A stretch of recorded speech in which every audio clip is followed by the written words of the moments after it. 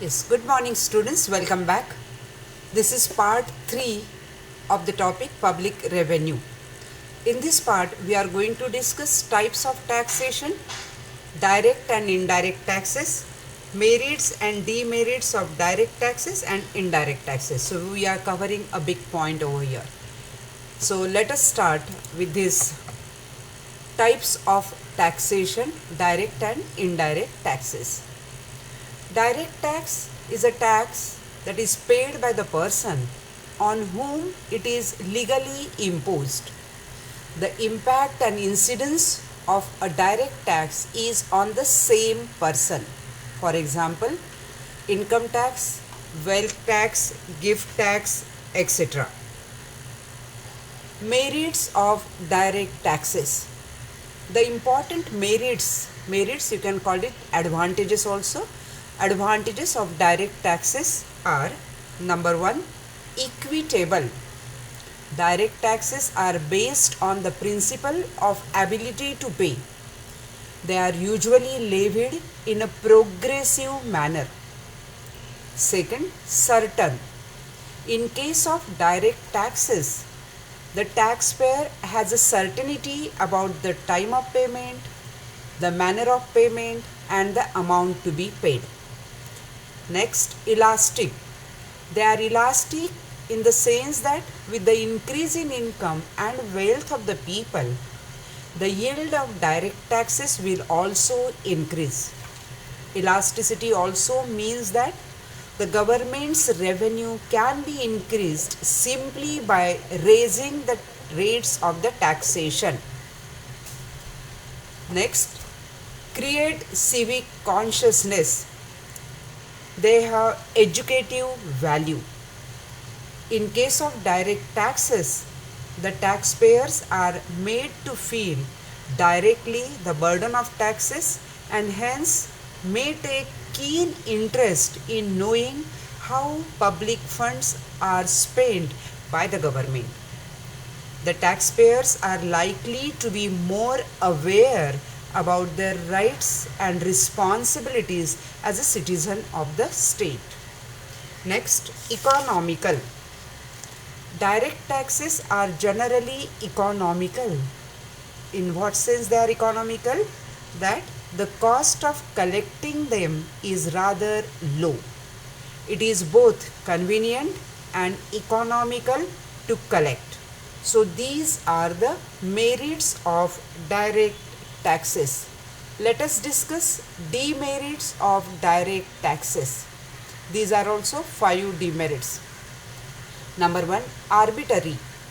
Direct taxes are arbitrary. It is difficult to have an objective and precise basis of knowing taxpayers' ability to pay in case of direct taxes. Next, taxes on honesty.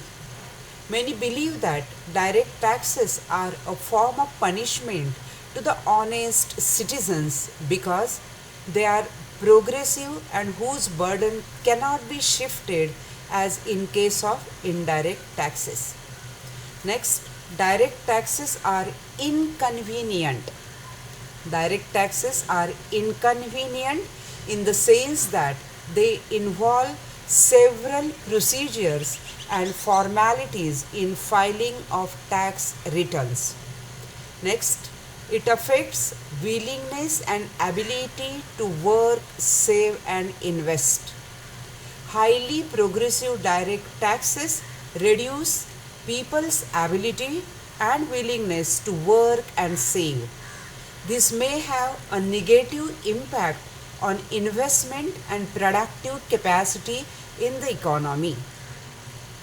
And the last, affects investment.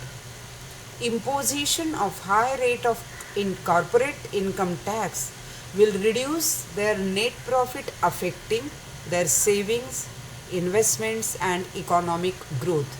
These are the demerits of direct taxes.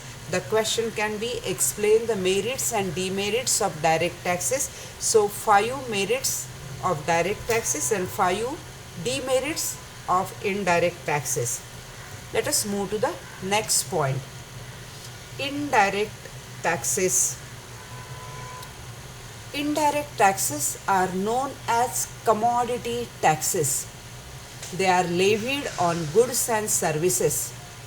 As these taxes are paid through traders or suppliers of goods and services, so they are called as indirect taxes. Let us discuss the merits of indirect taxes. These are the 6 merits or advantages of indirect taxes. Number 1, indirect taxes are convenient. Indirect taxes are imposed on production, sale and movement of goods and services. These are imposed on manufacturers, sellers and traders, but their burden may be shifted to consumers of goods and services who are the final taxpayers. Such taxes in the form of higher prices are paid only on purchase of commodity or the enjoyment of service, so the taxpayers may not feel the burden of such taxes very much. Second, difficult to evade. Indirect taxes are generally included in the prices of the commodities, so it is difficult to evade such taxes. Next, elastic. Some of the indirect taxes can be elastic. The revenue collected by these taxes can be increased by imposing them on commodities which in elastic demand. Next, can be made equitable. Indirect taxes can be made progressive if they are imposed on luxury goods consumed by the rich people. Such taxes can bring out greater equity. Next, greater coverage. In developing countries, only a small proportion of the population pays direct tax due to the low income levels. In such economies, most of the tax revenue is collected in the form of indirect taxes as they have a wider reach. Next, influence on pattern of production and investment. By imposing taxes on certain commodities or sectors, the government can achieve better allocation of resources. These are the merits of direct taxes. Let us see the demerits or disadvantages of indirect taxes. Number 1, unjust and inequitable. Tax burden of indirect taxes falls on the people irrespective of their ability to pay. When goods and services of mass consumption is taxed, the burden will be more on the poor than the rich. Next, element of uncertainty. Indirect taxes are often uncertain. Taxes on commodities with elastic demand are particularly uncertain. Next, lack of social consciousness. Indirect taxes do not create any social consciousness because the taxpayer do not feel the burden of taxes while paying. Next, inflationary. Indirect taxes can bring about inflationary trend in the economy because they result in higher commodity prices.